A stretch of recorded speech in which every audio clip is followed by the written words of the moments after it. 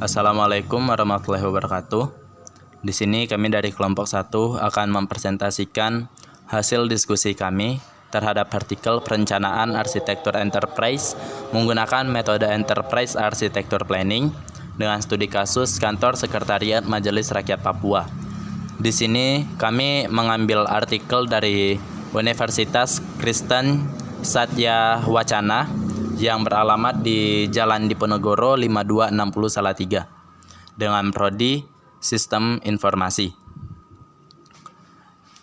Terus di sini kami terdiri dari 5 orang. Yang pertama ada Aldi Septiansa, yang kedua ada Indra Wibisana, ketiga ada Muhammad Fahmi Aris, keempat ada Abelita Da Costa, dan yang terakhir ada Nalario Nathanael. Abstrak.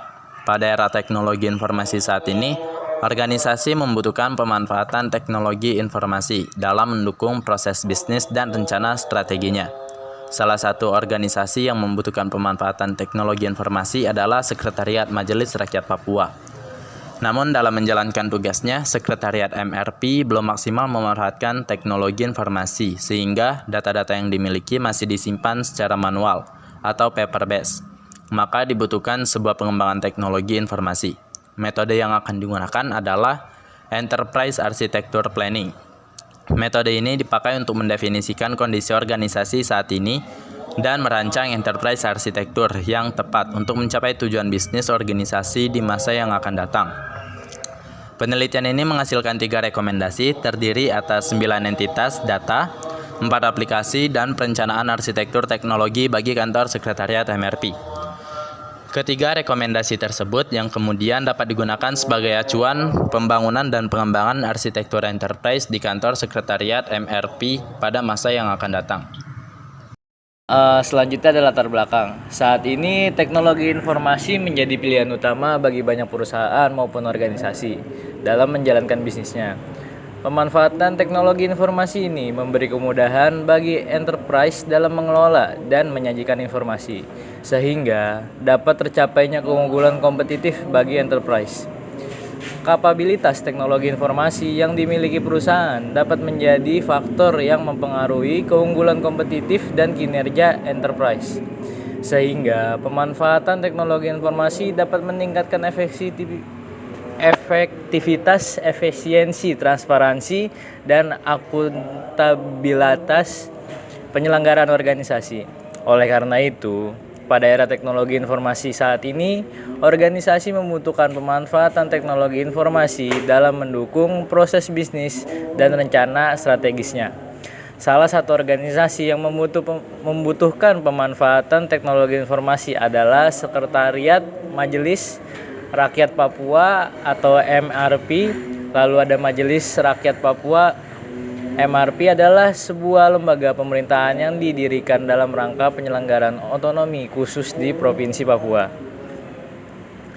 Dalam Undang-Undang Nomor 21 Tahun 2001, Pemerintahan Republik Indonesia membentuk Majelis Rakyat Papua sebagai perwakilan budaya orang asli Papua yang memiliki beberapa kewenangan untuk melindungi hak-hak orang asli Papua dalam menjalankan tugasnya.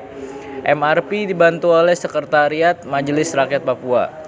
Menurut Pergub Provinsi Papua Nomor 34, Sekretaris Majelis Rakyat Papua merupakan unsur pelayanan terhadap MRP. Sekretariat MRP bertugas memberi pelayanan administratif kepada pemimpin dan anggota MRP dalam melaksanakan tugas dan kewenangannya. Namun, dalam menjalankan tugasnya, Sekretariat MRP belum maksimal memanfaatkan teknologi informasi, sehingga data-data yang dimiliki masih disimpan secara manual atau paper-based. Oleh karena itu, menimbulkan beberapa masalah seperti waktu yang kurang efektif dalam menjalankan tugas serta tanggung jawab. Penggunaan sumber daya yang kurang efisien, rentan terhadap bencana atau hal-hal yang tidak diinginkan terjadi terhadap aset yang dimiliki aspirasi masyarakat yang belum tersalur dengan baik kepada anggota maupun pimpinan MRP. Lalu, untuk yang selanjutnya di sini ada tinjauan pustaka. Sistem informasi merupakan suatu sistem pada suatu organisasi ataupun perusahaan yang mempertemukan aktivitas input, proses, dan output pada sebuah perusahaan atau organisasi dengan memanfaatkan teknologi informasi. Secara singkat, sebuah sistem informasi digunakan sebagai bentuk komunikasi dalam sebuah organisasi ataupun perusahaan menggunakan perangkat keras dan perangkat lunak, jaringan, dan juga data yang disimpan. Arsitektur enterprise adalah suatu hasil perancangan atau menggambarkan konstruksi bisnis atau blueprint pada organisasi yang dapat digunakan untuk menyelaraskan antara teknologi informasi dengan bisnis yang berjalan pada suatu organisasi atau perusahaan. Keselarasan dapat dicapai apabila organisasi mendefinisikan dengan baik kebutuhan organisasi secara menyeluruh. Kebutuhan yang dimaksud adalah arsitektur bisnis dari organisasi, arsitektur data yang akan digunakan, arsitektur aplikasi yang akan dibangun, dan arsitektur teknologi yang nantinya mendukung jalannya aplikasi. Lalu untuk yang selanjutnya di sini ada metode penelitian. Enterprise Architecture Planning adalah sebuah metode perencanaan arsitektur yang berdasar pada kebutuhan bisnis sehingga menghasilkan sebuah perencanaan arsitektur data. Aplikasi dan teknologi yang dapat dimanfaatkan untuk mendukung aktivitas bisnis enterprise dalam mencapai misi enterprise EAP terdiri dari 4 layer, yaitu memulai pendefinisian kondisi enterprise atau bisnis, sistem, dan teknologi. Saat ini, perencanaan arsitektur atau data, aplikasi, dan teknologi enterprise, dan perencanaan implementasi. Value chain analysis adalah sebuah proses mendefinisikan kegiatan utama dan pendukung pada sebuah perusahaan, kemudian menganalisisnya untuk mengurangi biaya atau meningkatkan pendapatan serta menambah nilai produk. Model yang sering digunakan adalah Porter Value Chain Model yang diperkenalkan oleh Michael Porter pada tahun 1985. Lalu untuk yang selanjutnya akan dilanjutkan oleh teman saya.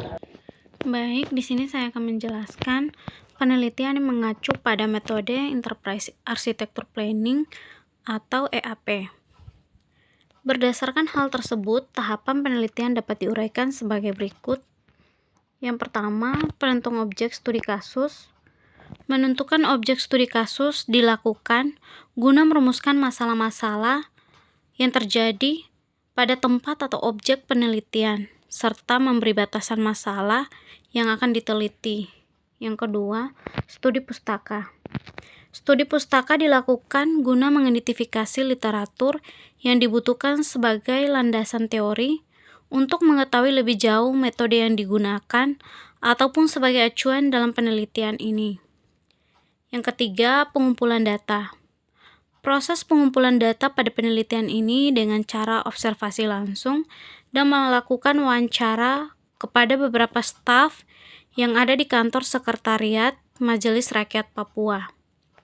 Yang keempat, tinjauan kondisi enterprise. Saat ini pada tahapan ini merupakan bagian dari metode pemodelan EAP yang terdiri dari 2 bagian, yaitu bagian yang pertama, pemodelan proses bisnis. Proses ini terkait mengidentifikasi struktur organisasi, tugas pokok, dan fungsi dari tiap unit organisasi, guna mengetahui tanggung jawab dari masing-masing unit organisasi terhadap suatu fungsi bisnis. Bagian yang kedua, sistem dan teknologi saat ini. Proses ini meliputi identifikasi sistem dan teknologi dengan cara mendokumentasi semua data terkait sistem dan teknologi yang sedang digunakan organisasi saat ini. Yang kelima, perancangan arsitektur enterprise. Pada bagian yang pertama, arsitektur data proses. Analisa terkait entitas data apa saja yang dibutuhkan sebagai organisasi guna mendukung fungsi bisnis yang ada. Bagian yang kedua, arsitektur aplikasi. Proses analisa terkait aplikasi-aplikasi yang dibutuhkan dalam pengelolaan data dan mendukung fungsi bisnis organisasi. Bagian yang ketiga, arsitektur teknologi. Proses analisa terkait arsitektur teknologi yang dibutuhkan untuk menjalankan aplikasi dan mengelola data agar fungsi bisnis dapat berjalan dengan baik. Lalu selanjutnya adalah hasil penelitian. Berdasarkan hasil penelitian pada kantor sekretariat MRP, dapat disimpulkan bahwa penelitian ini menghasilkan sebuah blueprint enterprise arsitektur bagi kantor sekretariat MRP, terdiri dari arsitektur data, arsitektur aplikasi, dan juga teknologi. Yang pertama, rekomendasi arsitektur data yang terdiri dari 9 entitas yang berasal dari proses bisnis yang ada di kantor sekretariat MRP akan digunakan dalam proses pembangunan dan pengembangan arsitektur aplikasi. Yang kedua, rekomendasi arsitektur aplikasi yang terdiri dari 4 aplikasi, yaitu aplikasi surat masuk, aplikasi disposisi mobile, surat keluar, dan aplikasi pengarsipan. Lalu yang ketiga, rekomendasi arsitektur teknologi yang terdiri dari arsitektur perangkat keras atau hardware, lalu perangkat lunak atau software, dan juga perangkat jaringan network, dan fasilitas lainnya. Ketiga rekomendasi di atas yang kemudian dapat digunakan sebagai acuan pembangunan dan pengembangan arsitektur enterprise di kantor sekretariat MRP pada masa yang akan datang. Nah, lalu ini di bawahnya adalah link artikel.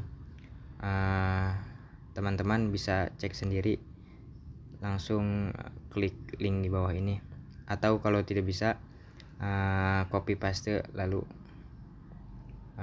bisa diakses. Demikian presentasi kelompok kami, kurang lebihnya mohon maaf. Wassalamualaikum warahmatullahi wabarakatuh.